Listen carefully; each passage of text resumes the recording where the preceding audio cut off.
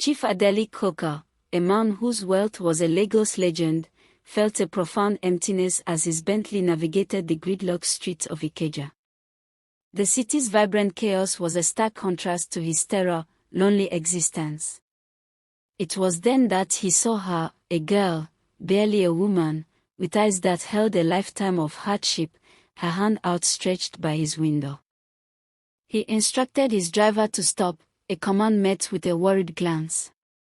Adelik didn't offer her a word of naira, he offered her a choice. The girl, Amora, was wary, her street-honed instinct screaming caution, but the quiet promise of safety in his voice was a law she couldn't resist. He brought her to his sprawling Ikoyi mansion. In the first few months, Amara was like a ghost, silent and observant. She devoured the books in his library, her mind a dry sponge soaking up knowledge. Adelik hired tutors, and she excelled, her innate brilliance, once buried under layers of grime and hunger, now shining through. He saw her not as a charity case, but as a legacy. 5 years melted away. The gaunt girl from the street was gone, replaced by a poised, fiercely intelligent woman with a first-class degree from the University of Lagos. Amara had become indispensable to Adelik, his most trusted advisor, his confidant, and the daughter he never had, her presence a balm to his solitary life.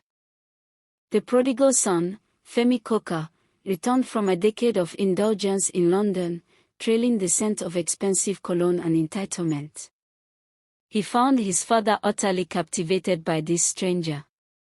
He saw Amora not as a rescued soul, but as a usurper, a beautiful cuckoo who had stolen his nest. The tension in the mansion became a thick, suffocating fog. Femi's jabs were constant and cruel, referencing her gutter origins. Amora met his taunts with a cool, unnerving grace, her sharp intellect easily parrying his lazy insults. It was a war of attrition for the affection of a king. Disappointed by Femi's lack of ambition and business acumen, Adelik made a pivotal decision. He appointed Amora to the board of his most profitable subsidiary. To Femi, this was not just an insult, it was a declaration that he had been replaced. The betrayal lit a fire of pure hatred within him. The nature of their war shifted one humid evening. A bitter argument by the poolside escalated until Femi, consumed by a toxic mix of rage and desire, grabbed Amora and kissed her. He expected a slap, a struggle, but was met with a shocking, ferocious passion that mirrored his own. Their mutual hatred had found a new, dangerous expression. Their affair became a dark secret, a shared rebellion against the man who held both their fates in his hands. The stolen moments in hidden corners of the vast mansion were fueled by a forbidden thrill. They were two enemies united by a common target, their bodies a battlefield for their complicated emotions.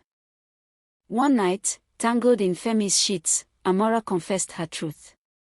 She wasn't a random street orphan. Her father was David Obesai, Chief Adelik's first business partner. The man Adelik had ruthlessly cheated, bankrupted, and left to die in abject poverty. Her life on the streets was the direct result of the Coker fortune. The revelation stunned Femi, but instead of recoiling, he was drawn deeper. His father was not a saint, but a shark. This narrative fit his own feelings of being wronged. Blinded by his infatuation and his lifelong desire to eclipse his father, Femi became her willing co-conspirator. The sabotage began subtly. A misplaced decimal point in a report, a delayed shipment, a misunderstood directive. Femi, from his position within the company, created the openings, and Amora, from her position of trust, exploited them, all while feigning concern and diligence to Adelik. Mama Busy, the mansion's head housekeeper who had served the family for 40 years, saw things others missed. She saw the lingering looks between Femi and Amora, the way they were never in the same room for long but always seemed aware of each other. Her old eyes saw a storm gathering.